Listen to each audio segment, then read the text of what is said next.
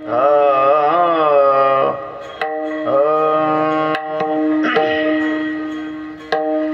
जय जय राम कृष्ण हरी जय जय राम हरी जय जय राम कृष्ण हरी हरी जय जय राम हरी हरी जय जय राम कृष्ण हरी जय जय राम कृष्ण हरी जय जय राम कृष्ण हरी जय जय राम कृष्ण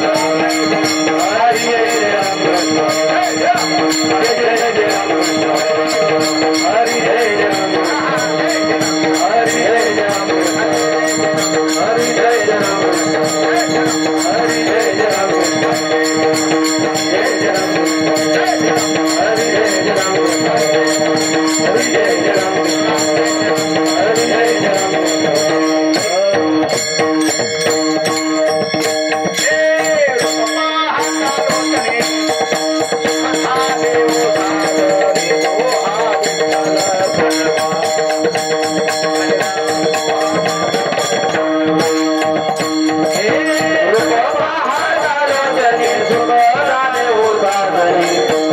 जय जय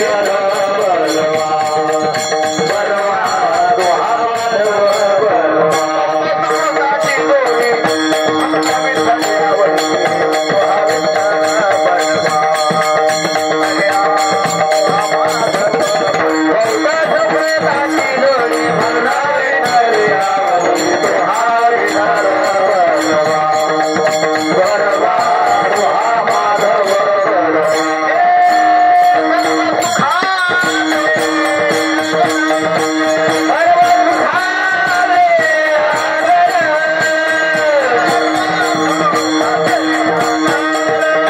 कृष्ण हरि जय जय राम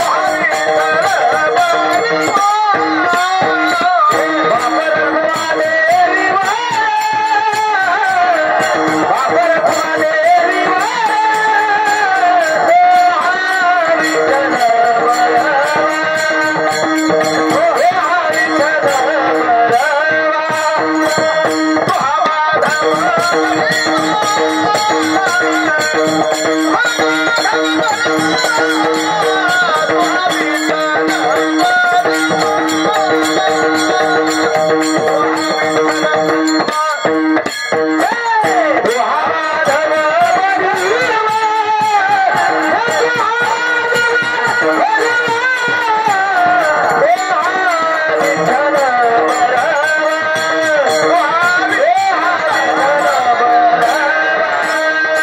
राम कृष्ण जय जय राम कृष्ण हरि जय जय राम कृष्ण हरि जय जय राम कृष्ण हरि जय जय राम कृष्ण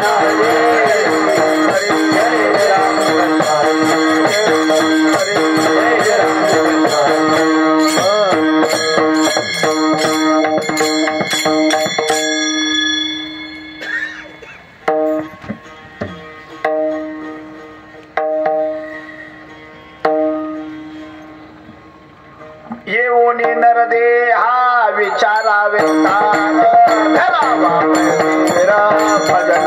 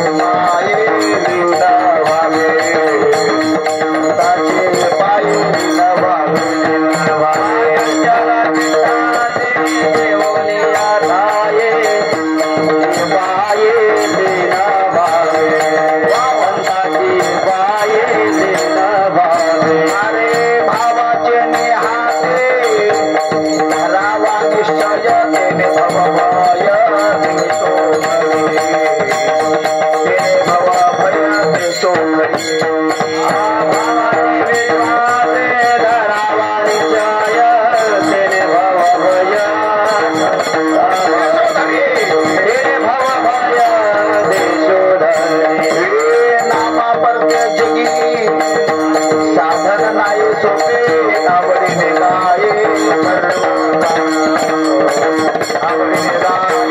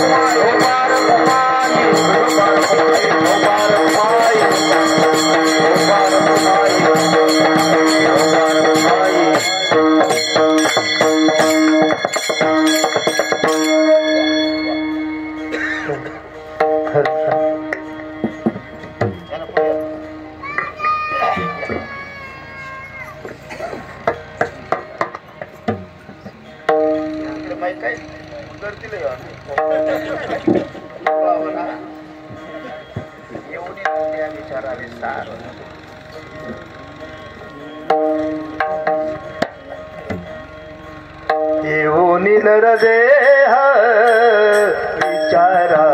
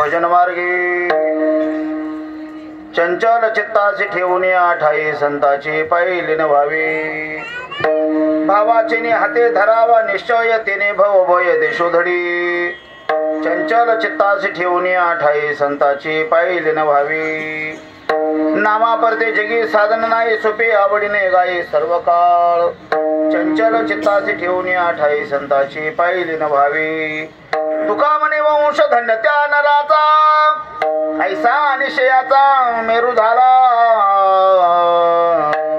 चंचल चित्तासी ठेवून ठाई संताची पायली न व्हावी विठ्ठल विठ्ठल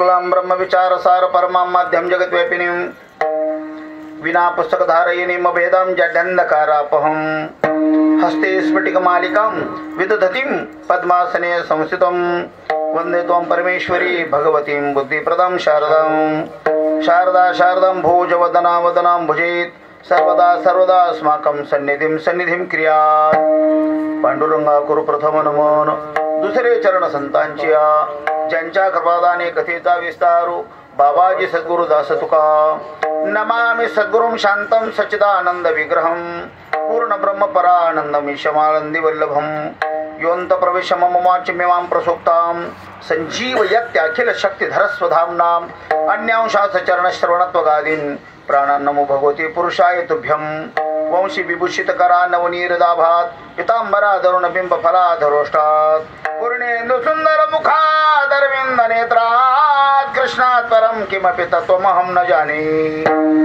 कृष्णाय वासुदेवाय हरे परमात्मने प्रणत क्लेशनाशाय गोविंदाय नमो नमः सच्चिदानंद रूपाय विश्वोत्पत्त्यादि हेतवे तापत्रय विनाशाय श्री कृष्णाय वयं नमो मस्तक हे पायावरी या वारकरी संतांच्या अदौराम तपोवनादिगमनं हत्वा मृग कांचनं वैदेय हरणं जटायु मरणं सुग्रीव संभाषणं वाली निर्दलनं समुद्र तरणं लंकापुरी दहनं पश्चात् रावण कुंभकर्ण हननं एतद्य रामायणं सेवेलायि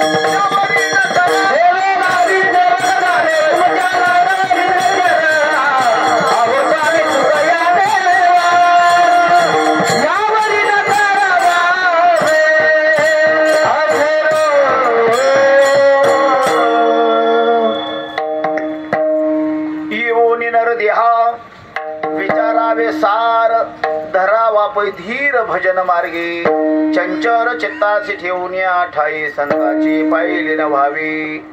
प्रस्तुत प्राप्त प्रसंगी भगवत सेवे करता म्हणून दाखवलेला अभंग विश्वसंत महान भगवत भक्त श्री गुरु तुकोबाराय महाराज यांच्या अमृतवाणीतून जन्माला आलेला अभंग असून या अभंगामध्ये तुकोबाराय महाराजांनी आपल्या जीवनाच्या बाबतीत एक महत्वाची सूचना प्रदान केली. महाराज म्हणतात, जन्म ह्या टोकापासनं तर मृत्यू या टोकापर्यंत हे टोक ते टोक या दोन्ही टोकातलं मधलं अंतर भरून काढण्याकरता माणसाच्या दैनंदिन जीवनातली आचारसंहिता काय असावी त्या आचारसंहितेचं वर्णन करणारा सूचना बहाल करणारा 5 चरणाचा अभंग सेवेकरता म्हणून दाखवला. विठ्ठल विठ्ठल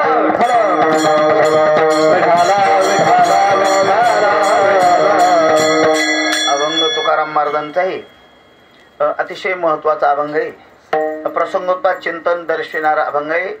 निवडलेल्या वा म्हणून दाखवलेल्या घेतल्या अभंगावर काहीशा वेळपर्यंत सरळपणाने अर्जुनपणाने अभिमानरहितपणाने मनपूर्वक वाङ्मयीन सेवा प्रभूचरणी समर्पित करण्याच्या प्रथमतापूर्वी प्रारंभी अगोदर आजचा हा एकदिवसीय कीर्तन महोत्सवाचा कार्यक्रम सिद्ध संपन्न साजरा होतो. याचं निमित्त याचं औचित्य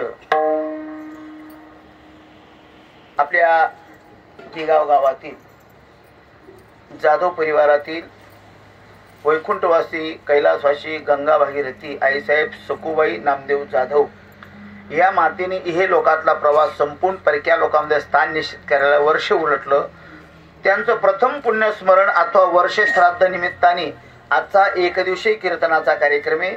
मातृत्वाच्या ऋणातून मुक्त होण्याकरता त्यांचे सुपुत्र हरिभक्तपरायण श्री भगवान नामदेव जाधव तथा हरिभक्तपरायण सुभाष नामदेव जाधव आणि मला वाटतं आमचे जिभू हरिभक्तपरायण जिभू यांचं असं नियोजन होतं की हा 1 दिवसाचा कीर्तनाचा कार्यक्रम झाला पाहिजे. उद्या ते श्राद्ध संपन्न होतंय आणि त्याच्या पूर्व संध्येतलं हे त्या निमित्ताने कीर्तन आहे. विठ्ठल विठ्ठल आणि तो कीर्तन यथार्थ पद्धतीने सिद्ध होण्याकरता ज्यांची आवश्यकता असते ती सगळी माणसं इथे आहेत. त्यात मृदंगाचार्य हरिभक्तपरायण पुरुषोत्तम महाराज आहेत. गायनाचार्य म्हणून हरिभक्तपरायण नाना महाराज 5 डिव्हिजन करते हे आहेत. या भागातलं वैभव हरिभक्तपरायण मला वाटतं प्रवीणजी महाराज चिखलोळ करते हे आमच्या कुटुंबातली सगळी मंडळी सगळी ज्या अर्थी तुमचे नाव घेतलं त्या अर्थी कुटुंबात नाही तुम्ही हे सिद्ध झालं. तुमचं रेशन कार्डात नाव नाही त्याला याचं सगळ्यांचं नाव आहे. ही सगळी मंडळी आहे. अतिशय कमी वेळेमध्ये मार्मिक चिंतन मांडायचे. आपले जाणकार नेहमीचे श्रोते आहेतच. माझे गडी कोण कोण तुकोबारायांच्या मतानुसार ज्या भागात त्या भागामध्ये आपले ऐकणारी माणसं असली पाहिजे. आपले माणसं आपलाच कामात येतच एवढं ध्यान ठेवायचं. म्हणून आपले माणसं बरं कसं हे सगळे आपले माणसं आहेत. तुम्ही थोडस पुढे सरकले असते बरं झालं. नाही तर आम्ही तिकडे सरकतच नाही. पुढे कुठं लवकर नाही उठतीलच ते नेहमी ऐकणारे माणसं या सगळे इथलं संतापणा का सांगत आहो. या ना या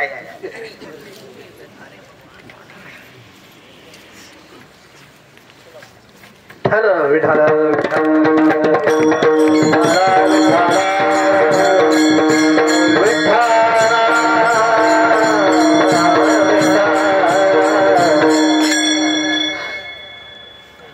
आणि अभंग तुकोबारायांचा आहे.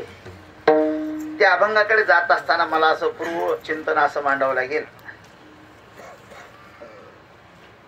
सर या जीवनाच्या बाबतीत शंकराचार्यांनी विविध पुष्कळ आनंद आगणित बहु फार अनंत उपमा दिल्यात तरी शंकराचार्यांचं समाधान झालं नाही बाबा. मग शंकराचार्य पळवर थांबले, अंतर्मुख वृत्ती केली. शंकराचार्य शेवटची उपमा देतो. म्हणजे जीवनाला शंकराचार्याने शेवटची उपमा दिली ती गंगेची उपमा दिली. आचार्यांचं असं मत आहे गंगा आणि जीवन सादृश्य प्रकारे रूपक करीत असताना एकाने प्रश्न केला म्हणजे महाराज कसं बरं सारखं. मग महाराजांनी पुढे वर्णन केलं. महाराज म्हणतात गंगा म्हटली की तिला 2 प्रकारचे स्थान आहेत आणि 2 प्रकारचे काठ आहेत. गंगा म्हटली की तिला 2 प्रकारचे स्थान आहेत आणि 2 प्रकारचे काठ आहेत. कोणते कोणते स्थान आहेत. एक उगम स्थान आहे आणि एक समुद्र मिलन स्थान आहे. एक अलीकडचं काठ आहे, एक पलीकडचं काठ आहे. ही गंगा उगमाने तिचा प्रारंभ करते, अखंड प्रवाहित राहते, क्षणाक्षणाला वाहत राहते आणि वाहता वाहता वाहता ही गंगा कमी असू द्या कुठे थांबते? समुद्रा जाय आप गंगेचे देशे, ज्ञानेश्वर महाराज वर्णन करतात. ही गंगा समुद्रापर्यंत जाते. न जाणू ती गंगा प्रवाहित होता होता होता होता गिरणा डॅम मध्ये आली आणि गिरणा डॅमवाल्याने असं ठरवलं की इथं बूंदभर थेंबर सुद्धा पाणी जळगाव जिल्ह्यात जाता कामा नये. वरफ्लो नको, मोरी नको, सांडवा नको, काहीच नको, सगळी नदी इथे थांबली पाहिजे. प्रयत्न केला तर थांबेल का? नाही थांबणार. आणि आगाऊ प्रयत्न केला मग एकटी जाणार नाही. कळलं तुम्हाला मुद्दा कसा आहे? तसं जीवन ही गंगा आहे. जन्म या उगमानेचा प्रारंभ होतो. दोन काठ आहे तिला, म्हणजे कोणतं कोणतं काठ या जीवन गंगेला? एक सुखाचं काठ आहे, एक दुःखाचं काठ आहे. सुख दुःखाच्या काठातनं अविरत सातत्याने क्षणाक्षणाला ही जीवनगंगा वाहत राहते आणि वाहता वाहता वाहता ही जीवनगंगा तिथेच थांबते. कुठे? मृत्यू या महासागरामध्ये. कदाचित मरू नये म्हणून कोणी प्रयत्न केला तर तुकोबारे असे लिहितात, भाऊ कोणाच्याही प्रयत्नांना यश आलं नाही म्हणजे प्रयत्न करणारे होऊन गेले. कोणी प्रयत्न केला ही जीवनगंगा मृत्यूपर्यंत जाऊन म्हणून प्रयत्न केला तर कोणाच्याही प्रयत्नांना यश आलं नाही आणि पुढे कोणी आगोपणा केला तर कोणाच्याही प्रयत्नांना यश येणार नाही. याचा अर्थ असा आहे की गंगा उगमाला सुरुवात झाली की समुद्रालाच मिळते. तसं जन्म या तटाने आपण उडी घेतली की मृत्यू या तटापर्यंत आपल्याला जावं लागणार आहे. न मरणे निर्वाद जगा पडिये. जो जन्माला आला किंवा भगवद्गीतेमध्ये भगवान परमात्मा असं म्हणतात, जातस्य ध्रुव मृत्यूर ध्रुवम जन्म मृतस्य तस्मात् परिहार देते न तोम शोची तुमरसी. याच्यावर ज्ञानेश्वर महाराज टीका करतात, उपजयते नासे नासिले पुनरपी दिसे हे घटिका यंत्र जैसे परिभ्रमेगा. तो जन्माला आला की त्याला मरावं लागतं. तुकोबारांना एकाने विचार म्हणे, महाराज कोण कोण मरतं? महाराज म्हणे मला नको विचारू कोण कोण मरतं, म्हणे मग राहतं कोण कोणती येते सांग. पामर जीव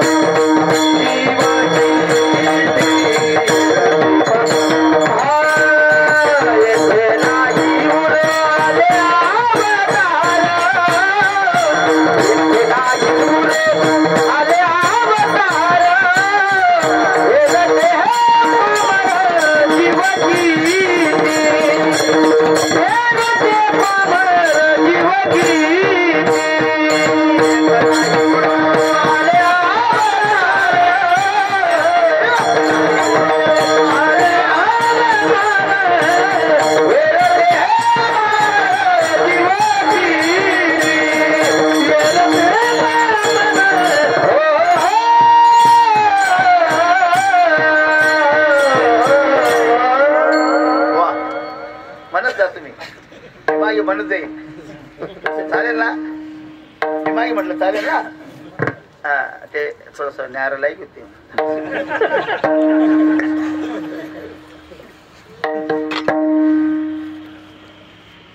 येथ नाही उरो आले अवतार. महाराज म्हणे अवतार शिल्लक राहिले नाही. कोणी शिल्लक राहिले नाही. 9वी मर गए, 10वी मर गए. आपल्या कुटुंबामध्ये आपल्या देखत किती लोक जातात ती पण यादी महाराज सांगतात ना. म्हणा आता मेला पंधरा मेला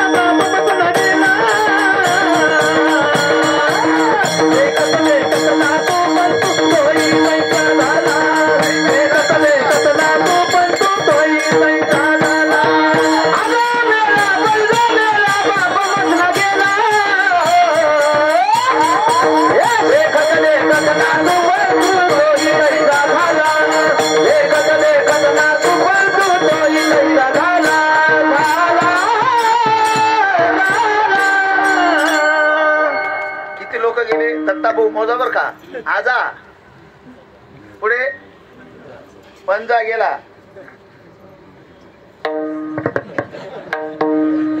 पंजा म्हणजे पंजा नाही सांगत मी, बापाचा बाप पंजा. आजा गेला, पंजा गेला, मोजा. अजून कोण गेलं सर?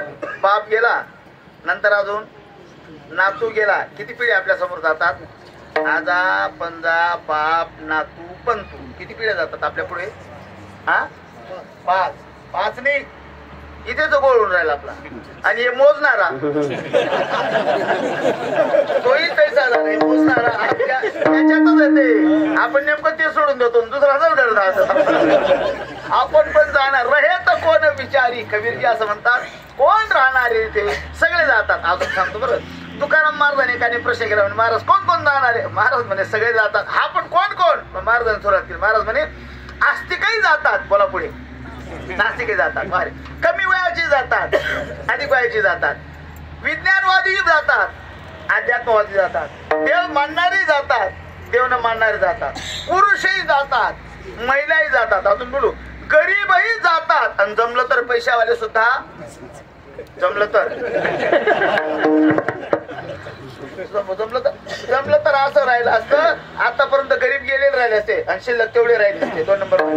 पण काय तुकोबारांनी नाटाच्या अभंगामध्ये प्रमाण दिलं भाऊ. नाटाच्या अभंगामध्ये मी कुठेतरी बोललो होतो, प्रत्येक कीर्तनकारने आपल्या उभय कीर्तनामध्ये एकतरी नाट म्हटला पाहिजे, एकतरी नाट म्हटला पाहिजे. बराच महात्मा नाट बी मोडतच नाही, तो बाप सोड द्या. नाट म्हटलं पाहिजे. वैकुंठवासी मोठे बाबा विठ्ठल बाबा चौधरी संस्थेचे अध्यक्ष चिव असं म्हणायचे, अरे ज्याच्या कीर्तनात नाट त्याच्या कीर्तनाचा थाट, असं म्हणायचे. कीर्तनात नाट त्याचा थाट राहतो कीर्तनामध्ये, बरं का. आता थाट नाही, अर्धा धारी पाठ पाठ, पण इथला ताप.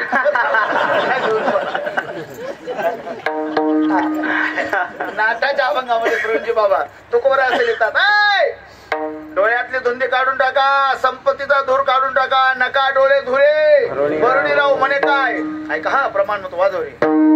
मग तेथे नचले काही, सत्ता संपदा राहील खायचे काही, पुढे संगीत जाईल काही, तुका म्हणे संयम आज्ञा.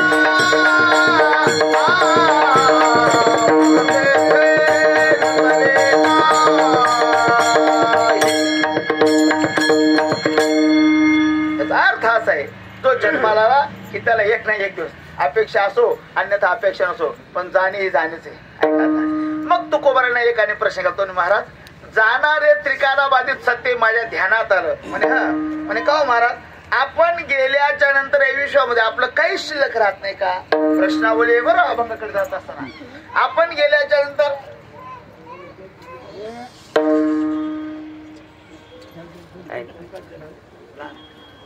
कोणत्या तरी गाडीचं पेट्रोल पण बरं का वाशून राहील. आपलं नाही ना होतं की.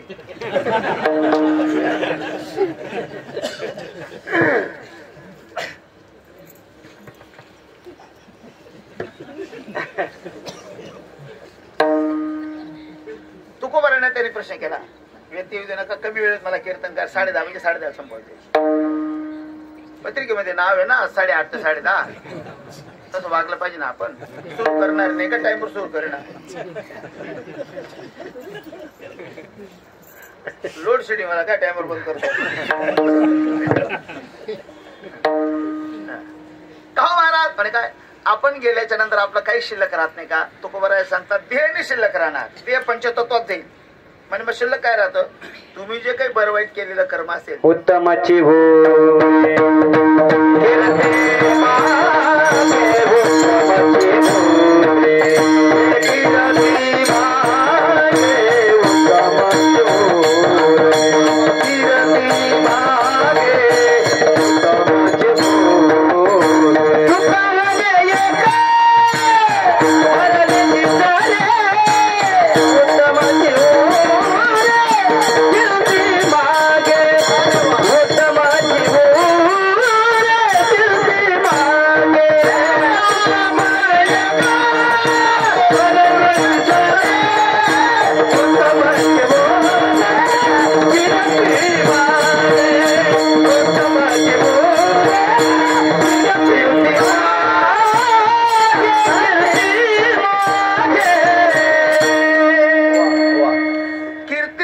शिल्लक राहता येतं. तो म्हटला महाराज मग कीर्तित्वाने शिल्लक राहण्याकरता काय केलं पाहिजे? महाराज म्हणजे कीर्तित्वाने शिल्लक राहावं असं वाटत असेल तर आपल्या जीवनामध्ये 2-4 गोष्टी महत्वाच्या त्या असल्या पाहिजे. म्हणजे काय काय असलं पाहिजे?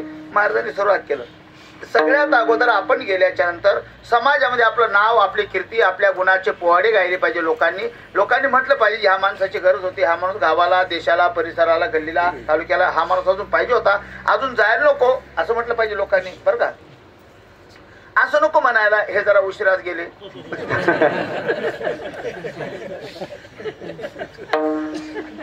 सर मी कधीतरी असं थोडं टोचून बोलतो. जीवनामध्ये असं जगा, वाऱ्या केल्या नाही तरी चालेल, पोत्या पारायण दिंड्या याव त्याव काही काही केलं नाही तरी चालेल. ऐका पण बारीक सांगेल, केलं तर पाहिजे पण नाही केलं तरी चालेल.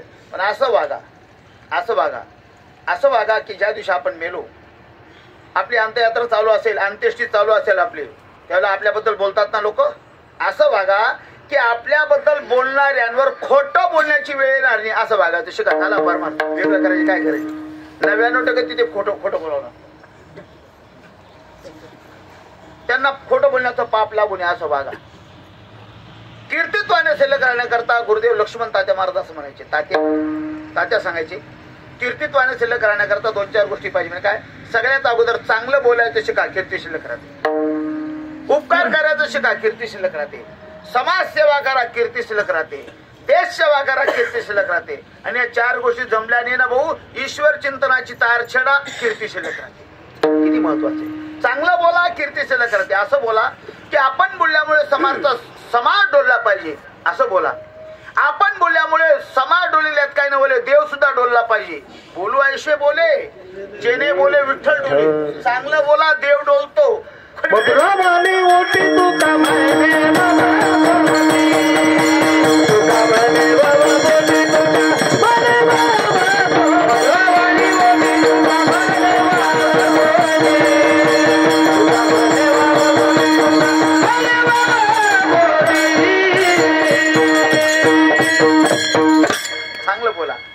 चांगलं बोला. खरं तर बोलण्यामुळे फार काही घडतं. असं बोला की आपण बोलल्यामुळे देव डोलेल असं बोला, असं सांगतो तो. एखादा म्हणेल महाराज बोलण्याने काही देव डोलतो का? सांगू तुम्हाला. ज्ञानोबारायांच्या मंदिरामध्ये समाधीस्थळी जेव्हा हैबतराव बाबा जायचे, हैबतराव बाबा कोण असं जर कोणी म्हणेल तर आळंदी ते पंढरी हा दिंडी सोहळा ज्या महात्म्यांनी प्रारंभ केला ना, पहिल्यांदा कावडा काठी हातामध्ये घेऊन दिंडी सोहळा चालू केला, त्यांचं नाव हैबतराव बाबा. हैबतराव बाबा ज्ञानोबारांच्या समाधीस्थळी जायचे. तात्या फार गोड सांगायचे. पहाटे 3ला गेले की माऊली माऊली असं भजन केलं की हैबतराव बाबा जसं जसं डोलायचे तशी तशी ज्ञानोबारांची संजीवन समाधी डोलायची. चांगलं बोला, देव डोलतो. त्याचीच प्रतिकृती आजही तो दिंडी सोहळा निघाला की कळस फिरतो. बरोबर आहे ना? तर हे जरा तिकडचं आहे, लांबचं. आपल्या घरातलं सांगतो, जवळचं सांगतो.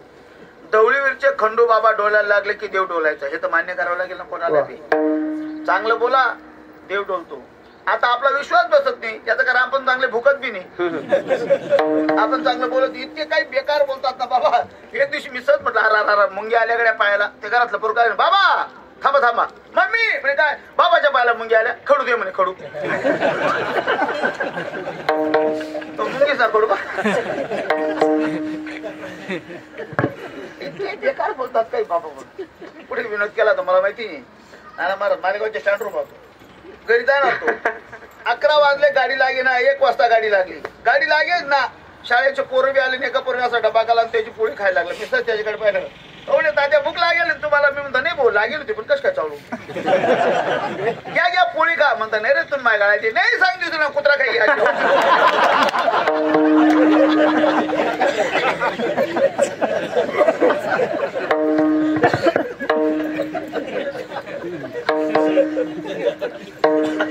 काही बोलायला पण विचित्र आता. सर तुम्हाला तर शाळेत आंबे येत असेल. एका गुरुजींनी पोराला विचारलं, बाळ म्हणजे मला सत्य आणि भ्रम यातला अंतर सांग रे म्हणे. काय विचारलं? नाना महाराज सत्य आणि भ्रम यातला अंतर सांगतो म्हणे. सांगतो ना. उभा राहिला म्हणजे काय, तुम्ही दररोज मला शिकवतात हे सत्य आहे, वारी ते सगळं माझ्या ध्यानात राहतं असा तुमचा भ्रम आहे.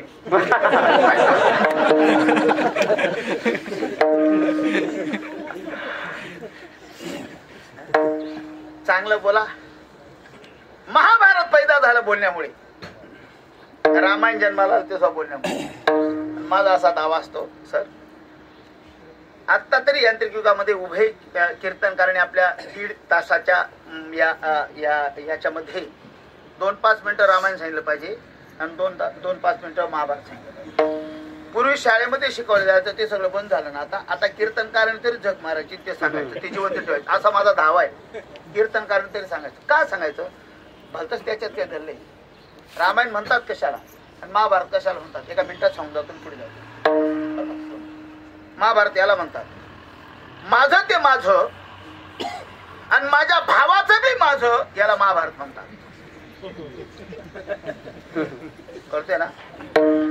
माझं ते माझं आणि माझ्या भावाचं बी माझं, याला महाभारत म्हणतात. अजून एक पलपुल टाकतो, माझं बी माझं, माझ्या भावाचंही माझं आणि अख्ख्या गावातच माझं, याला न्यू महाभारत असे म्हणतात.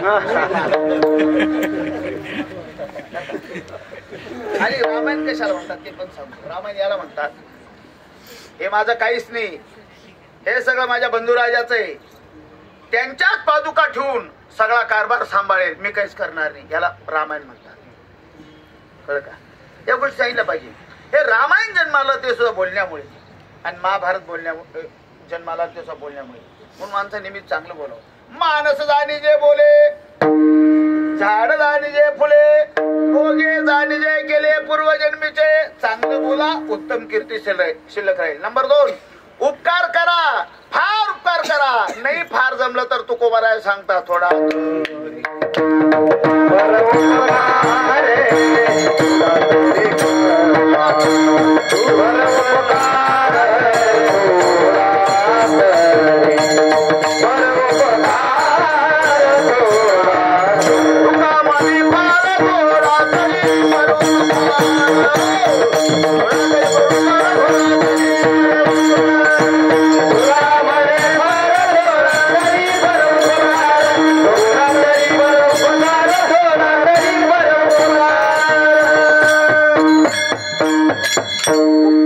बापू, कीर्ती शिल्लक राहील. नंबर 3, समाज सेवा करा, कीर्ती शिल्लक राहील.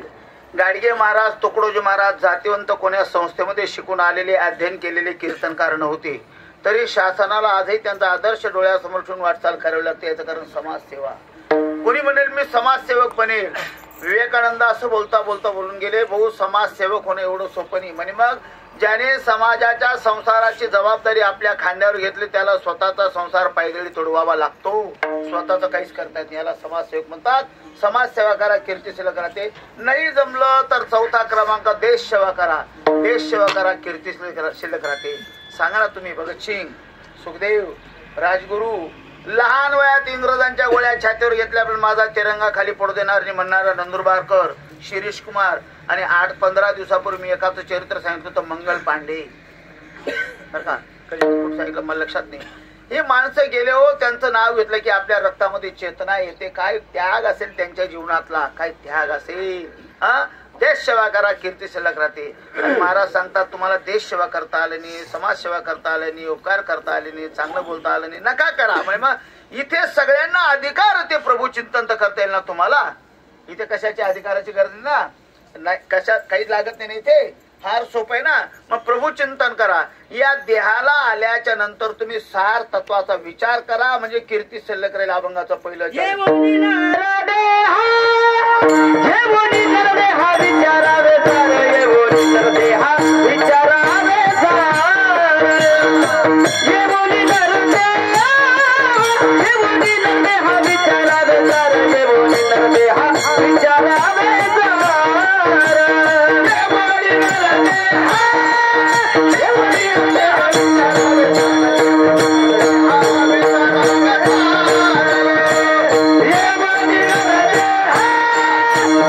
Yeah.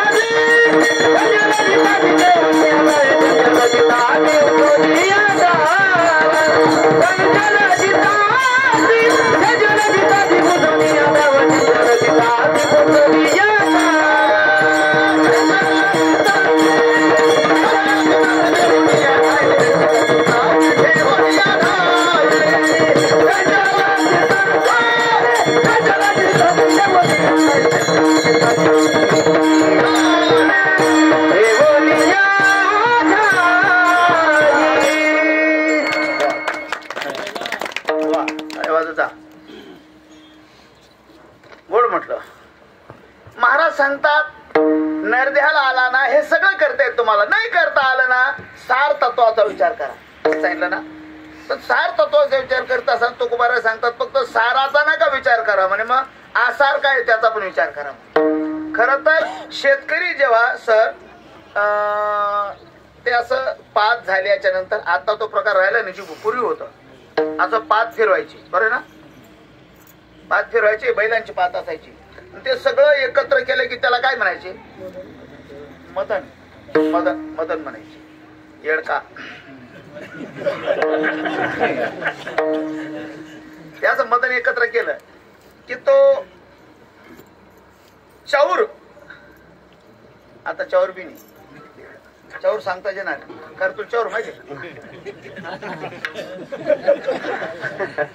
तीन पायाचं गोडी माहिती, तीन पायाचं असतं. गोडीला किती पाय असतात आणि चाऊरला किती असतात,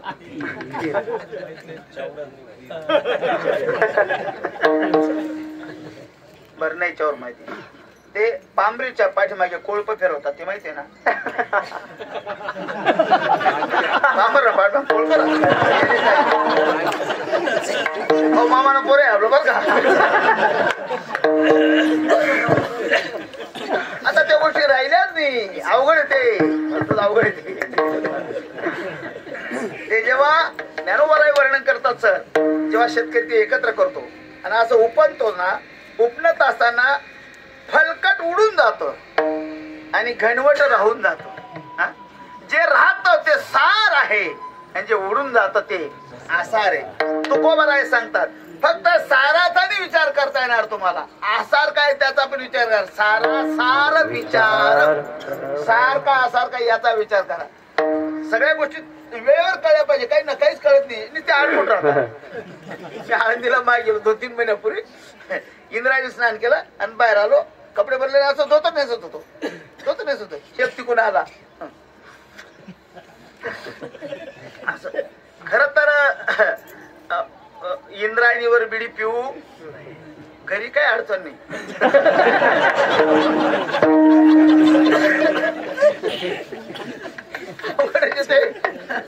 मी एका गावाला मंदिरात दर्शनाला गेलो, आता मंदिरात खाली उतरलो, 5वीतलं पोरग बिडी पित होतं. नाना महाराज किती होतं, 5वीचं पोरग बिडी पित होतं. आता मी 5वीच्या पोराचं बिडी पिण्याचं वय आहे का बरं, हा बोला ना बोला. नाही बीड पिण्याचं वय, मग बीड पिवणं वय काय रे. वयाची गरज आहे, सकाळची येते. बिडी पित होत, माग घाबरले ते, उलट मागलं दूर सोडे असं. मी म्हणतो जाऊ दे बेकार होते पोरं. मी चालत राहिलो, ते पोरग माझ्यापेक्षा पुढे निघाल, तिकडून त्याचा बाप आला, बापाला पाहिल्यावर त्याने बिडी फेकून दिली आणि पुढाला पण घेतला मागच्या खिशात. मला आनंद वाटला. मी म्हटलं नाही मला घाबरत काही, त्या बापाला घाबरताना त्या पोऱ्या पुढे गेलो, म्हणतो भाऊ थांब, अरे मला नको घाबर, पण तू या बापाची इज्जत करतो, घाबरला तरी मला आनंद आहे. तो म्हणे चक्रम आहे तू मला म्हणे. म्हणतो बिडी पुढला दपाडा नाही म्हणे, मग वरला की संपाईन म्हण बाप 2-4 बिडी उपडते, त्यामुळे आता माहिती काहीच कळत नाही. मग ते आनंदीला असं बिडी पित माझ्याकडे आलं, बाबा हाय खा. मला म्हणतात त्या का हाय बिडी द्या जराशी. म्हणतो मी पेत नाही ना राप्पा, राव तुम्ही नाही नको म्हणता. अहो तर राव म्हणतो का माझं तुम्हाला पाय पडणार.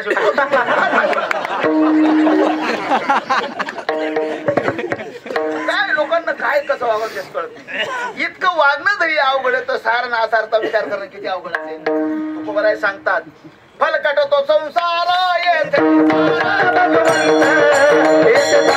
भगवंत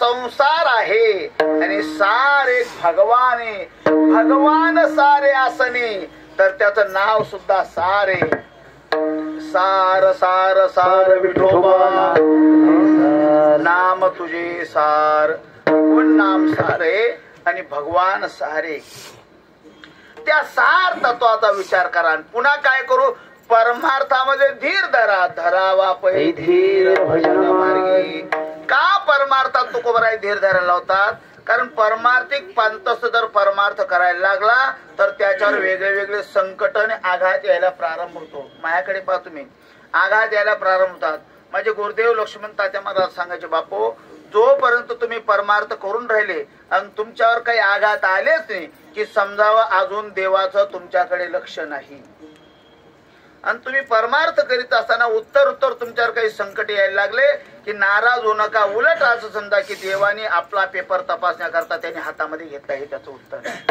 म्हणून परमार्थ करीत असताना संकट येतात बरं आजपर्यंतचा इतिहास असा आहे खोटारडे परमार्थ करीत असतील त्यांच्यावर संकट आले नाही पण शुद्ध साधना करणाऱ्यावर संकट येत गेले सांगा ना तुकोबराय शुद्ध साधना करणारे बायको मिली केवढं संकट आहे दुष्काळ आटला द्रव्य गेला मान केवढं मोठं संकट आहे खर तर सर त्या एक विषयाला स्पर्श करतो तुकोबरायांनी 350 पावणे 400 375 वर्ष झाली आता त्याच्या अगोदर तुकोबरांनी 60 लाख रुपयाची मालमत्ता समाजाला सोडून दिली किती 60 लाख कर्जमुक्ती तुकोबरांनी 60 लाख त्यावेळेचे 60 लाख म्हणजे जी वाचता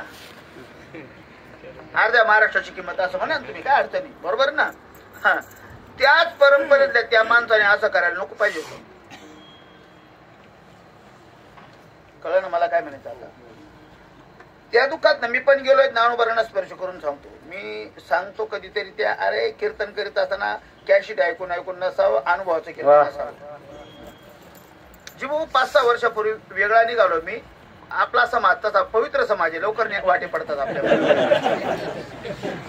वेगळा निघालो माझ्यावर पण कर्ज होतं बँकेत 1 रुपया आणि ते पाहिजे विठ्ठल महाराज समोर बसले 58 लाख कर्ज होतं सर माझ्यावर 58 लाख कर्ज होतं माझ्यावर डगमगलो मी म्हटलं आपली खरी सेवा असेल तर देव सगळं पाहून घेईल आणि घातलिया भार त्याच्यावर भार घातला की तो निवारण करतो असं फक्त लोकांना नाही सांगायचं आपण अनुभवी घ्यायचा तू का म्हणे टाकून सांगितलं तो अनुभव आहे आपल्याला आणि खरंच त्याच्यावर भार घातला कर्ज कधी फिटून गेलं तेच मला कळलं सर 58 लाख त्या माणसाने असं करायला नको पाहिजे असं माझं मत त्या दिवसापासून विचार करतो आपण फार पुढे येत ना त्याच्यापेक्षा असं मला स्वतः वाटायला लागलं मला म्हणायचं परमार्थ करीत असताना संकट येतात रे आपल्यावर संकट आले की बेकार माणसं असतील तो भाग सोडून द्या भर पेरणीमध्ये एखाद्या माळकऱ्याचं बैल मरून गेलं म्हातार बैल होतं मरून गेलं हे नालायक लोक त्याच्याच मरतात त्याला म्हणतात खरं मरी या बैल हे बा खरंच मरी आणि तू तर म्हणता टाळ कुठे न बडा आता टाळ कुठं काय संबंध पण कावळे ढोपरा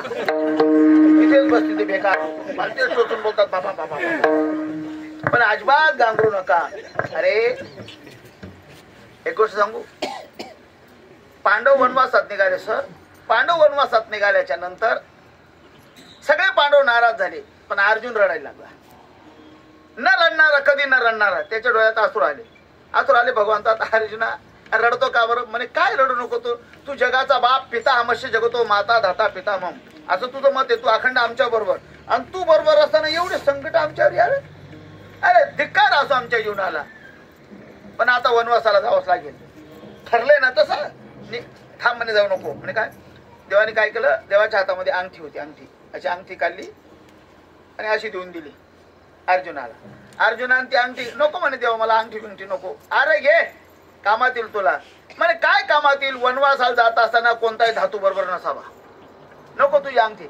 मी देतो ना घे ही अंगठी घे घातली मापात बसली ती अर्जुनाच्या आणि अय अर्जुना म्हणे काय अंगठीकडे नीट पाय अर्जुनाला काहीच दिसेना कारण काही गोष्टी पाहत असताना तो बारीक डोळा असला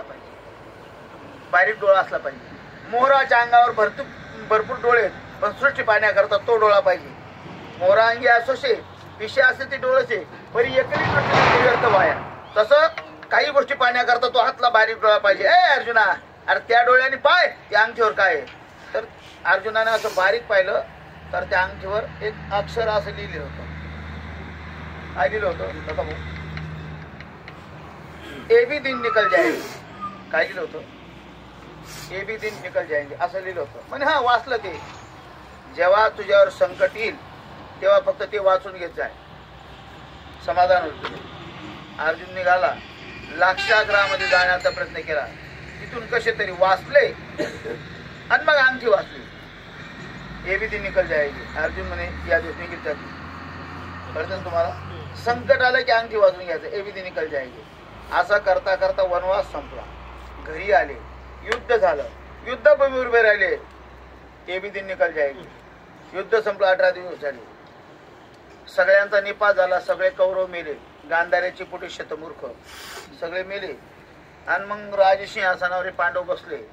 पांडव बसले तर अंगठीची आठवणच पडून गेली वाचायची. कळते ना तुम्हाला मला काय म्हणायचं. मग काय अंगठी पाहायची गरज नाही. भगवान आले भगवान म्हणे अर्जुना कोळमोळ अंगठी वाची घेत जा. म्हणे देवा हार ते दुःखाचे दिवस गेले, आता काय आई बी सोडू नको, आता बी वाच. म्हणे का बरं वाच बरं. ए बी दिन निकल जायगे. आई बी जाणार कळलं तुम्हाला, ए बी दिन निकल जायगे. मला हे म्हणायचं भाऊ, मार्मिक चिंतन असं आहे का, सार आसार तत्वाचा विचार करून परमार्थामध्ये धीर धरा. संकट येतील, संकट जातील, दुर्लक्ष करा त्याच्याकडे, पण धैर्य दाखवा, धीर धरा. मग तो कुमाराने एक म्हणे महाराज परमार्थात धीर धरण्याकरता आणि सार तत्वाचा विचार करण्याकरता काय केलं पाहिजे. त्या स्तोत्र महाराज अभंगाच्या चंचल चित्तासे येऊनी येताई, चंचल चित्तासे येऊनी येताई, ताजी देवनी आधाई, चंचल चित्तासे देवनी आधाई, चंचल चित्तासे येऊनी येताई, येऊनी येताई, चंचल चित्तासे येऊनी येताई, चंचल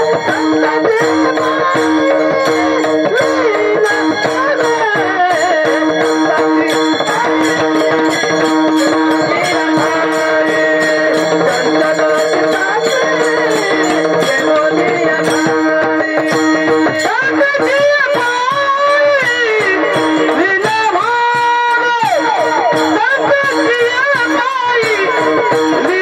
चित्तासे येऊनी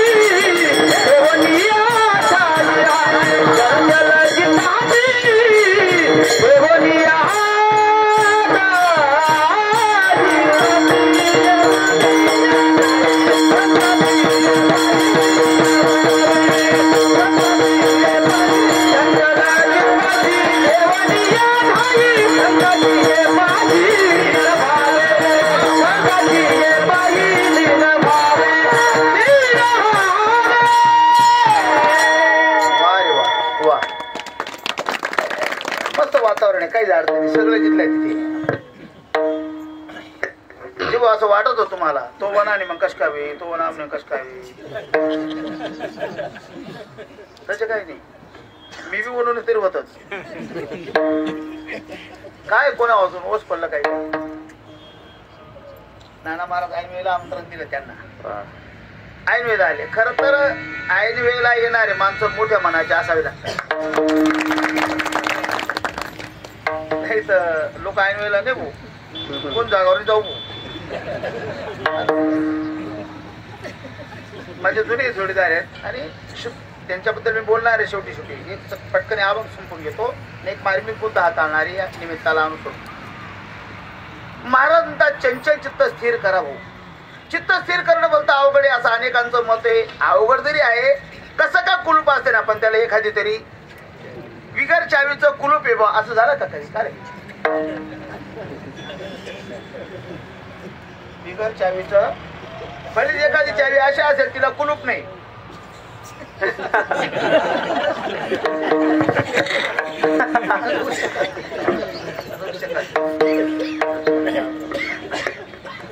सोडीची बर का? हा काय सोडती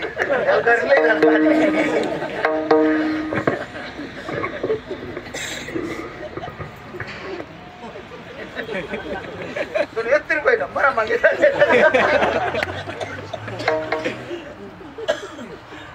जरी स्थिर करणं अवघड आहे, अनेकांची तक्रार आहे सर चित्त स्थिर करणं. तुकोबाराय सांगतात माझे चित्त तुझे पाय, असं काहीतरी कर रे. अर्जुन म्हणतो चंचल मी म्हणून कृष्ण प्रमादी. सगळ्यांची तक्रार आहे, पण ज्ञानेश्वर महाराजांनी एक मेक मारली म्हणजे चावी दिली आपल्याला. काय चावी मारली म्हणतात? स्थिर करणं अवघड अवघड कोणी जायला अवघड, सोपं आहे म्हणे. एखाद्याला एखादी गोष्ट अवघड तरी असेल पण तुम्ही सोपं म्हणा, तो पण हळूहळू सोपं म्हणायला लागून दे. सोपं आहे म्हणे. कस काय? या मनाला एखादी गोष्ट जर आवडली की मन तिथे पुन्हा स्थिर होतं. तुम्ही म्हणतो या मनाचे एक निके, निके म्हणजे चांगलं. ऐकेगा मनाचे एक निके, जे देखलिया गोडीच्या ठाई सोखे, म्हणून आत्मसुखाची कौतुके लावित जायचे. नारोबराय सांगतात या मनाचं एक चांगलं आहे म्हणजे काय? एखादी गोष्ट त्याला आवडली की ते तिथे सोखे म्हणजे स्थिर होतं. मग एखादी गोष्ट आवडली तर ते स्थिर होतं, तर त्याला दुसऱ्या गोष्टी दावण्याऐवजी आत्मसुखाची गोडी दावा, तिथे स्थिर होईल. किती महत्वाचं सांगितलं. दावा म्हणजे दाखवा असं म्हटलं बरं का? दावा आत्मसुख दावा म्हणजे तिथे ते सोकेल म्हणजे स्थिर होईल. म्हणजे मन स्थिर करणं फार अवघड आहे असं काही नाही, फार सोपं आहे. आणि अभ्यास केला तर काय होत नाही. अभ्यास टप्पे समर्थोसी मत्कर्म परम भव, किंवा या लागी माझ्या ठाई अभ्यास मिळेल. ओले मुळे भेदी खडका चांग, अभ्यास आहे सांग कार्यसिद्धी. अभ्यासाने विष सुद्धा पचवता येतं. अभ्यास नसेल तर गायछाप सुद्धा पचत नाही. अभ्यास सेवनी विषपचे असं तुकाराम महाराज सांगतात. अभ्यासाने सगळं काही पचवता येतं. मग अभ्यासाने मन स्थिर करा, चंचल चित्त स्थिर करा म्हणजे सार तत्वाचा विचार करता येईल. आणि परमार्थामध्ये धीर धरण्याकरता संतांना शरण जा. म्हणे का बरं? परमार्थात क्रमण करीत असताना, मार्गक्रमण करीत असताना तुम्ही जर दमले, थकले, भागले तर संत काय करतात? भागलिया मज वाहतील कडी. संत कड्यावर घेतात. संत काय करतात? आपल्याला परमार्थात आपण दमलो, संत आपल्याला कड्यावर घेतात. कड्यावर घेतात म्हणजे असं उचलून घेतात का? शिष्यराव दांडगा आणि संतराव बारी. कस का जमीन उचलायचं? कड्यावर नाही उचलत म्हणे. मग वैचारिक बैठक प्रतिपादन करतात. वैचारिक बैठक त्याला. आता काही पूर्वी लोक उचलायचे ना, मी कुठतरी बोललो मला याद नाही. पूर्वी नवरदेवाला मारुतीच्या मंदिरावरनं नावी उचलायचा आणि मंडपात आणायचा. जिबू बरोबर ना? पूर्वी असं होतं. लग्न सुद्धा नावी जमून टाके पहिले. त्यांना पोऱ्या तोच ठरवून टाके. घर मालकाला विचारेना आणि नवरदेवाला विचारेना. पहिले असं होत बरं का? आता पोऱ्या कोणली विचारतात नाही, एवढाच फरक आहे फक्त.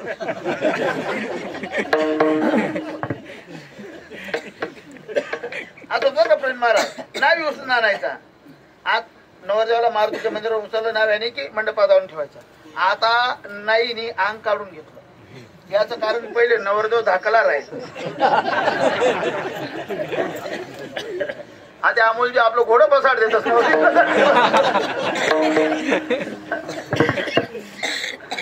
संत उचलतात, बैठक प्रदान करतात. म्हणजे कडेवर नाही घेते, बागल्यामध्ये वाहतील कडेने विचाराची बैठक देतात. आणि विचाराची बैठक देईल त्याला परमार्थापासून च्युत होऊ देत नाही. म्हणून संतांचे पाय लेणं व्हावे. हे सगळं करत असताना काय पाहिजे? भावाचे हाते धरावा निश्चय, तेने भोवबळी देशोदळी. भाव असला पाहिजे. नुसता भाव असून जमणार नाही.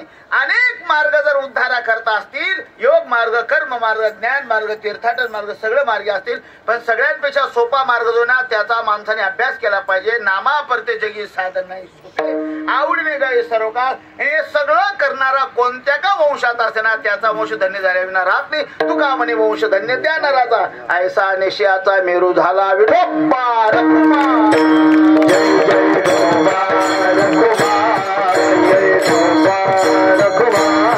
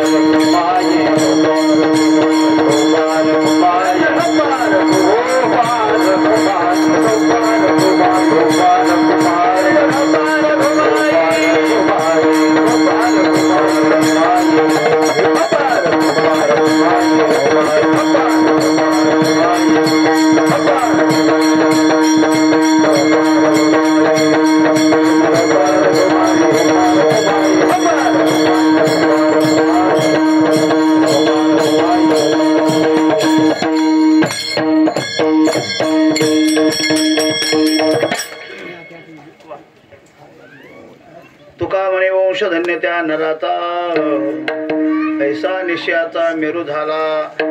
श्री तुकाराम महाराज सांगतात हे सगळं करणारा कोणत्या का वंशात असे ना त्याचा वंश धन्य झाल्या विना राहत नाही. टाका एक जण शाल टाका एक जण टोपी घाला असं डबल काम करा.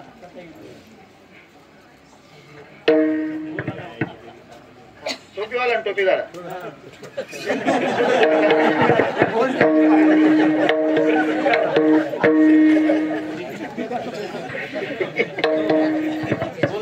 ऐका ऐका ऐका मस्त ऐका. आता मुद्दाम 3 चरण लवकर सहज म्हणून घेतले. आता मार्मिक चिंतन असं म्हणायचं त्याचा वंश धन्य होतो. कुणाचा हे सगळं वरती ज्याच्या जीवनामध्ये असेल त्याचा वंश धन्य.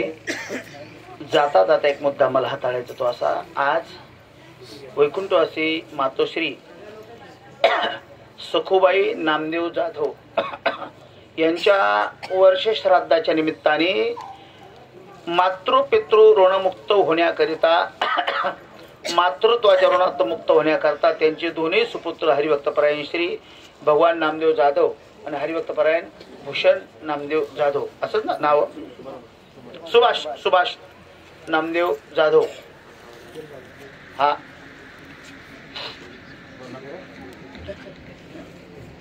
काय आहे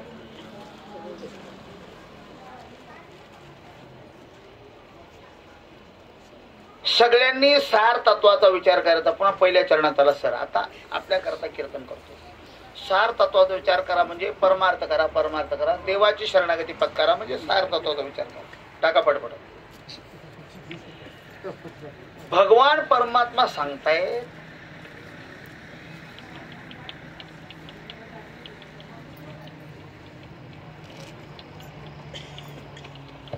"100% तुम्ही पंढरपूरला या हो. 100% तुम्ही माझी शरणागती पत्कारा. पण 100% माझी शरणागती पत्कारत असताना घरी जर तुमची वृत्ती बोगस असेल तुम्ही घाणेरडे वृत्तीचे असाल म्हणजे काय म्हणायचं नेमकं देवाला. अरे घरी तुम्ही माय बापाबद्दल नीट बोलत सुद्धा नसाल आणि त्या वाऱ्या करत असाल तर तुमच्या वारीला काही किंमत राहणार नाही. उभी सांगितलं टाका पटकन बसा. ज्ञानेश्वर महाराजांनी 17व्या अध्यायामध्ये देवद्विज गुरु प्राज्ञ पूजनम शौचमार्जवम ब्रह्मचर्य मयुसाचे या श्लोकावर वर्णन करत असताना प्राज्ञ पदावर वर्णन केलं. प्राज्ञ म्हणजे आई वडील. मध्ये म्हणा बोलू नका. प्राज्ञ म्हणजे आई वडील. घरी आईवडिलांची सेवा न करणारा फक्त समाजामध्ये ब्रह्मज्ञान ओकत असेल तरी याला फारशी किंमत नाही सर. काय ओवी पाना ओवी ऐका ना. घरी तरी माता पितरा धड बोली नाही संसारा येर विश्वभरी आदरा मूर्ख जैसा. ज्ञानोबारा सांगतात घरी मायबापाची सेवा करायची नाही आणि समाजामध्ये लोकांना ब्रह्मज्ञान सांगायचं. आईसारखं दैवत नाही बापासारखं दैवत नाही. हे सांगण्यात काय मजा. तुकोबाराय सांगतात भडव्या तुका म्हणे कोरुणी दावी मग त्याचे पाय माझे जीवी. अगोदर तुम्ही करा मग लोकांना सांगा. रस्त्यावर ते ऊस रस पाजणारे ते चरखे राहतात ना ऊस रस पिळणारे. नाना महाराज काय पिळतात ते रस पिळणारे. काय पिळतात ऊस पिळणारे. बारीक बारीक राहतं माझ्या कीर्तनामध्ये. ते काही एक जवळ होता बल्ली सासू तशीच जमत नाही आपण विनोदी असे बारीक बारीक असतात ना ते. ऊस पिळा ते चरक राहतात. ते दिवसभर लोकांना ग्लासवर ग्लास रस पाजतात पण स्वतः कधी एक ग्लास घेता का ते स्वतः पित नाही लोकांना पाजतात. तसेच समाजामध्ये आता चरक आहेत. लोकांना ब्रह्मज्ञान सांगतील रे पण स्वतः घरी मायबापा सेवा करीतच नाही. हे सांगणारे फार कमिटीवर आहेत आपल्या समितीवर. भलते दाबून पूर्वी जीवन तुम्हालाही कमी कळेल पण जीवनच्या ध्यानात येईल एवढे मेडिकल नव्हते तरी लोक एवढे आजारी पडत नव्हते. आजारी पडले लोक तर 10 पैशाला एक गोळी मिळायची. दुकानावर असायची तिथं नाव झटपट. आज गोळीचं नाव होतं झटपट. जुन्या लोकांच्या ध्यानात येईल. तुमचा जन्म किती झालाय बाप ती गोळी आईशी ना पहिले बंद होईल.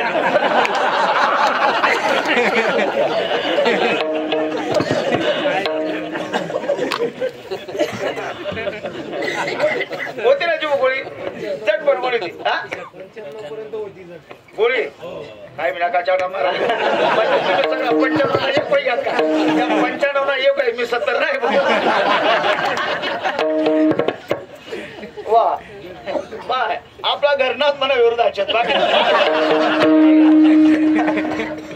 मला म्हणा तुम्ही बलावशात आम्हाला बलावशात विरोध करता बरं ठीक आहे ती झटपट गोळी होती तरी घेतली की लोक तब्येत लगेच फ्रेश व्हायची लोक बरं ना आता झटपट गोळीनी इतके मेडिसिन इतके बाबा विचारू नका इतके डॉक्टर इतके दवाखाने पूर्वी 2-5 10 गाव मिळून एखादा डॉक्टर असायचा कोणाच तब्येत लोक बैलगाडी त्याला घ्यायची पेशंटला डॉक्टरकडे घेऊन जायची असं होतं पूर्वी आता डॉक्टर 10-5 गाव एक गल्ली मध्ये 5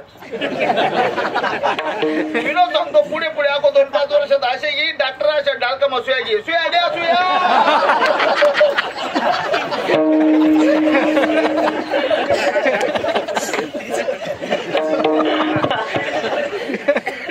इतके डॉक्टर मला सांगा जीव आता रोग कमी रोग कमी बापरे नवीन रोग जन्माला येतो अजून त्याचे एक मार्मिक सांगेल काय अरे गरीब माणसाला गरीब रोग राहतात रोग पैसे कोण रोग जातो कोणत्या कोणता रोग जात नाही एवढे मेडिकल तर एवढे लोक आजारी का बरं बरोबर आहे माझा दावा एवढे सांगणारे आहेत तरी एवढे लोक नास्तिक का बरं आहे पा पूर्वी एखादंच कीर्तन असायचं एखादं पण तरी लोक एवढे नास्तिक नव्हते एवढे वृद्धाश्रम महाराष्ट्रात पूर्वी नव्हते मला काय विषय काय माझा पाहणा विनोदावर जाऊ नका एवढं नास्तिकवाद नव्हता अजून तुम्हाला सर सांगेल हे अंतर्मुखृती करून थोडं विचाराची गरज होई विचार करण्याची पूर्वी गावामध्ये रविवारी फक्त मटण मारायचा तो मुसलमान बोकड्या मारायचा रविवारी तो बी मारण्याच्या अगोदर यादी करायचा हे पण सांगतो बारीक अभ्यास करतो मी तो पण अगोदर यादी करायचा महाराष्ट्र किलो 1.5 किलो म्हणजे आता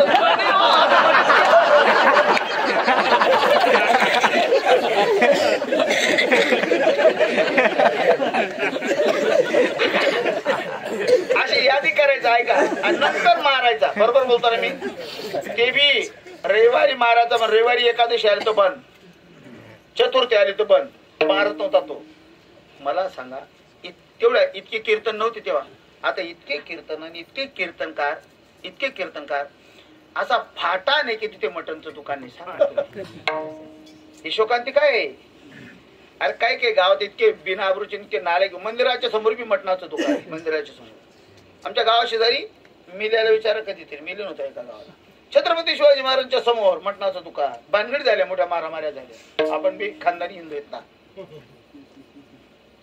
कधीतरी मारामारी करूनच टाकतो मी मला काही अडचण नाही हे मिलिंदला माहिती चांगलं मिलिंद बाबाला मला हे म्हणायचं का असं सांगणारे जर इथले तर परिणाम होत का नाही त्याचं उत्तर असे सर सांगणारे शुचिरभूत नाहीत हे अगोदर होणं गरजेचं आहे एक महाराज व्यासपीठावर बसला की लोकांना सांगायचा तंबाखू खाऊ नका व्यसन करू नका तंबाखू पण मग त्याला अशीच होती त्याची भू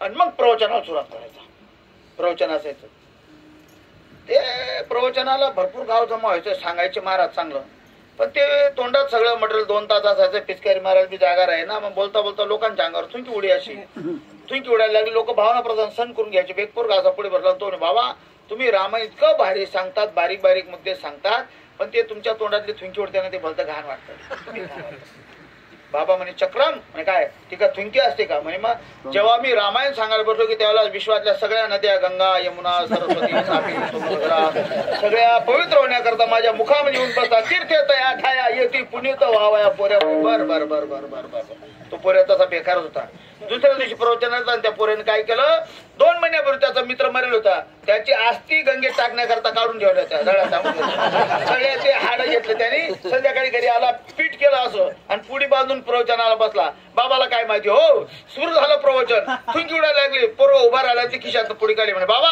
आ करा आ करा म्हणे का बरं पुढी पाहिली बाबाला वाटतं आमचा आवाज बसून जातो ज्येष्ठ मावत खडी साखर कुठून आणेल आता खडी साखर होतं घरी हाडकांचं पीठ होतं बाबाने आ केलं आणि त्या पोरीने हायड्रोलिक ट्राली सारखी ते पुरडी त्याच्या तोंडात अशी उलटी करून गेली आणि हाडकांचं पीठ होतं दत्ता भाऊ बाबा कसाच करायला लागला हो. बरं सवय बी नव्हती बाबाला.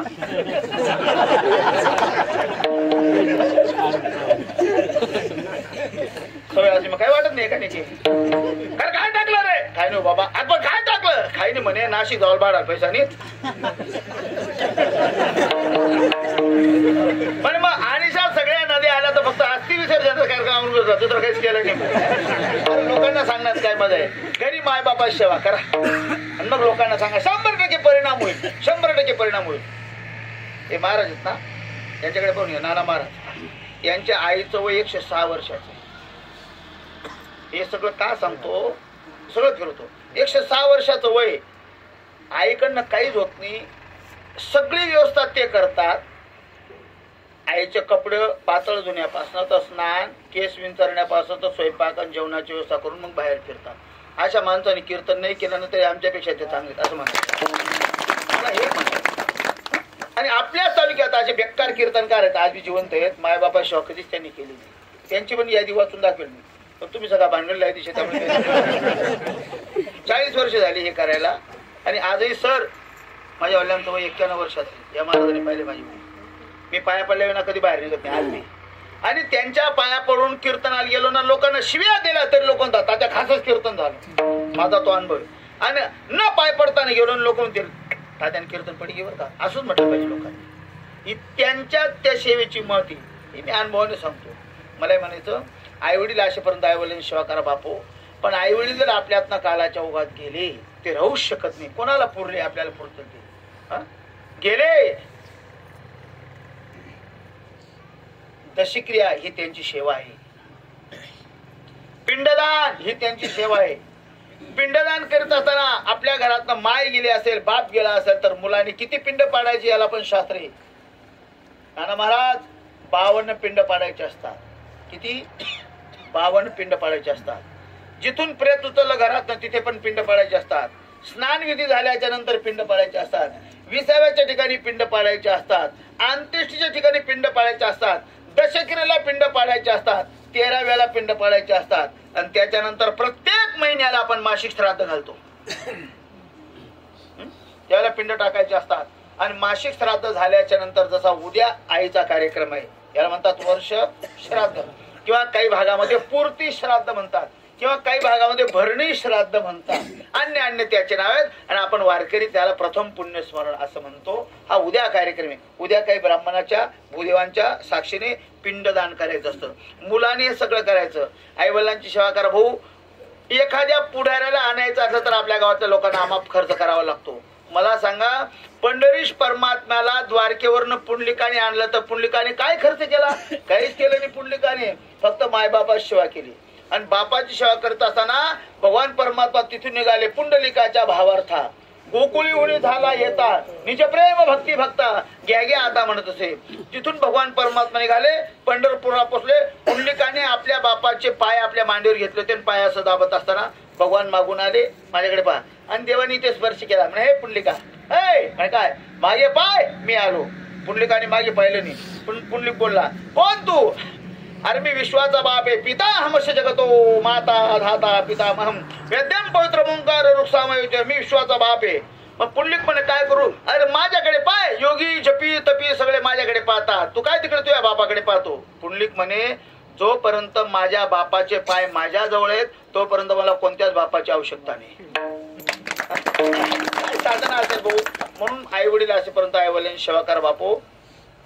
एखाद्याची माय सहज बोलून गेली तुझं कल्याण होईल तर त्याचं कल्याण होऊन जातं. आणि एखाद्याचा बाप सहज बोलून गेला तुझं वाटोळ होईल तर त्याचं वाटोळ पण होऊन जातं. आमच्याच तालुक्यामध्ये माझ्या नातेवाईकांमध्ये असा प्रकार झाला. बाप सहज बोलला, भडव्या तुझा पाय सोडून मरशील म्हणे तू. तर खरंच त्या पोऱ्याचा पाय सोडून गेला. हे माझ्या नात्यातली गोष्ट सांगतो. आणि सर 1997 साली माझी आई मेली. 97 साली इथे मोठ्या भावांकडे आई ऍडमिट होती मालेगावला, प्रल्हाद दोर्शेंकडे. तुषार दादांचे वडील आणि माझी आई एका दिवशी आम्ही ऍडमिट केले नाशिकला. तुषार दादांच्या वडिलांनाही कॅन्सर होता आणि आईलाही कॅन्सर होता. एकाच आतड्याला दोघांच्या साम्य कॅन्सर होता तो. आणि तुषार दादाने सांगितलं म्हणे महाराज म्हाताऱ्याला घरी घ्या, काही उपयोग होणार नाही. त्यांनी पण वडिलांना घरी आणलं. आदल्या रविवारी वडील वारले तुषार दादांची त्या 97 साली. आणि चैत्रवद्य पंचमी होती. संध्याकाळी मी आईजवळ बसलो होतो. भयानक वातावरण होतं. आणि अजून तुम्हाला सांगेल, जेव्हा यम तुमच्या घरी चक्कर मारेल ना भाऊ, तेव्हा अचानक वातावरणामध्ये बदल होतात. भीतीदायी वातावरण होतं. सगळे असे घाबरल्यासारखे होतात. तसं वातावरण पैदा झालं. मी माझ्या आईजवळ बसलो सर. आईच्या गळ्यातली अशी माळ घेतली. असं रामकृष्ण रामकृष्ण रामकृष्ण जपायला लागलो. असं किलकिल्या डोळ्याने माझ्या आईने माझ्याकडे पाहिलं आणि ती म्हणे, भाऊ अनंता काय करायणार? म्हटलं काय नाही अक्का, माळ दे पेऱ्याने तुला गळातले. म्हणे का बरं? भगवानने तुला चांगली गती द्यायला पाहिजे. मी असं संस्थेतला होतो ना, हे संस्कार होते ना. देवाने तुला चांगली गती द्यायला पाहिजे त्याच्याकरता. ती थोडी रडली आणि थोडी हसली बी. आणि असं थरथर करत माझ्या डोक्यावर हात ठेवला. जीवन माझी माय असं म्हटली मला छोटी छोटी, म्हणे भाऊ अनंत्या जाय, जग मा तुला कितला का दुश्मन होत ना, तुला काहीच कमी व्हावं नाही. हे तिचे आशीर्वाद आज पण माझ्या मागे.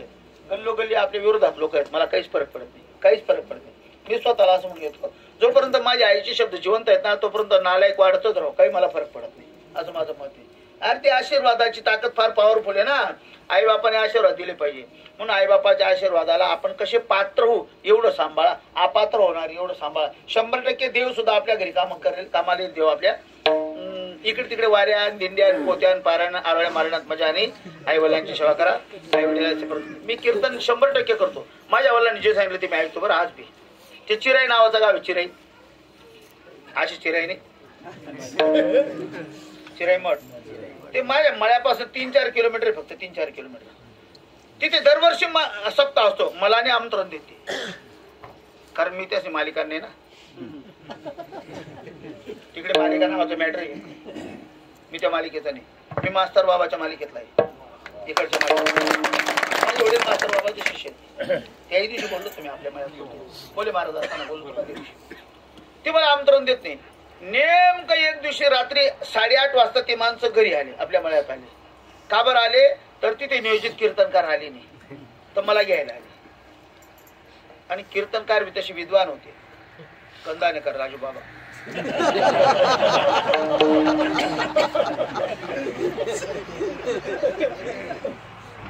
किडे पडतील आपल्या तोंडात, त्यात काही कुठं असेल तर. मला अजिबात जमत नाही ते. मी सरळ सरळ सरळ. मला कोणाबद्दल बोलायचं असलं तर माईकवर बोलतो, कोपऱ्यात कधीच बोलत नाही, असा माणूस आहे. मला काही फरक पडत. पण ते आले म्हणे, महाराज असं असं झालं. बीत बीत म्हटलं. ते पंडित काकांची होती बरं का. बीत बीत म्हणे, महाराज कीर्तन आले वाले नाही जमत नाही आपलं, जा तुम्ही. तिथून निघाले, माझ्या वडिलांकडे गेले. ते अण्णाच्या पाया बिया पडले. काय काढत काका? म्हणे काय नाही, महाराज होणार नाही, तात्यान त्याने घेऊ आलो ना, पण तात्या सांगतात माझ्यात, तात्या काही बोलतात नाही, येवानं नाही म्हणतात. वडिलांनी मला बोलून घेतलं, इकडे मी काय या माझं का बरोबर? म्हटलं काय मला माहिती, पडमध्येपणा सोड. त्याच्याकडे कीर्तन करवणार नाही, कीर्तन जाय म्हणजे मला बोला होतं कधी आमंत्रण मी जाणार नाही. 150पणा सोडून द्यायचं म्हणे. ते बोलो नाही तर नको बोलो, त्यांच्याकरता जायचं नाही म्हणे. मग जावंच लागेल तुला, आणि ती संप्रदायाची इज्जत राखण्याकरता जावं लागेल म्हणे. संप्रदाय. मी गेलो कीर्तनाला गेलो. मग कीर्तनाला त्यांना असं म्हटलं, हो ओल आहे ओल, आणि ती ओल जाऊन या तेवढ्या करता पेरणी करायची असली तर मडे झाकून या, करती पेरणी. मड असेल घरात तर ते झाकून ठेवा, पण ओल जाऊ देऊ नका, असं पद्धतीनं म्हणे. हा समजा एखाद्याने आवत लावलं पेरण्याकरता, बी सगळं तयार केलं, ऐन वेळेला आवतवाल्याने नाही म्हणून दिलं, तो घर मालक दुसऱ्या आवताकडे जातो. तो भाऊ त्याला 2000 रुपये रोज दिला होता, तू 2500 घे.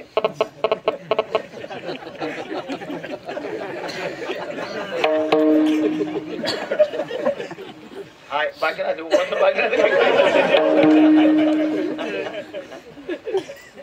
मला पुढे मुद्दा हाणायचा.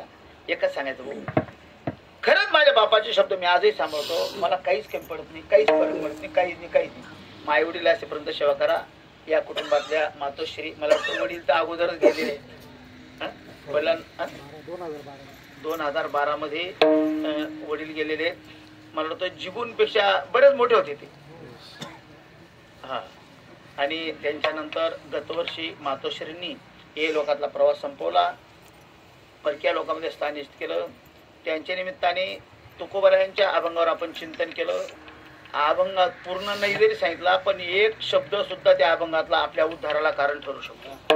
एक शब्द आपण उद्धार करू शकतो. तुकोबारायांच्या अभंगावर जे आपण चिंतन केलं त्या चिंतनाची जी फलश्रुती तयार झाली असेल ती वक्त्या श्रोत्याच्या कुणाच्याही कामी न लागताना ज्या मातेच्या निमित्ताने आपण कीर्तन केलं त्या मातेला ही पूर्ण फलश्रुती अर्पण करतो, जेणेकरून भगवान पंढरीश परमात्म्याने त्या आईसाहेबांना पुढची गती यथार्थ पद्धतीने उदात्त अंतकरणाने मोठी प्रदान करू अशी भावना व्यक्त करतो. ज्ञानेश्वर